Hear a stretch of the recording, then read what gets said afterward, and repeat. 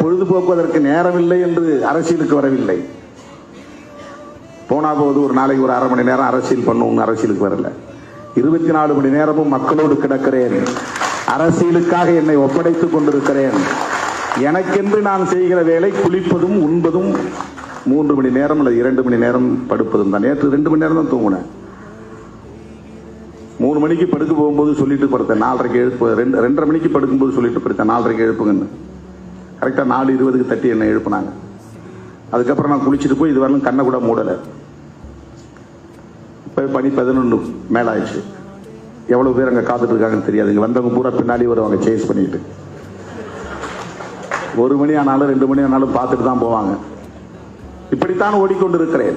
ஆனால் நம்முடைய வளர்ச்சியை விரும்பாத அற்பர்கள் நம்மை இன்றைக்கு குறிவைத்து நமக்கு எதிரான அவதூறுகளை பரப்புவதில் கவனம் செலுத்த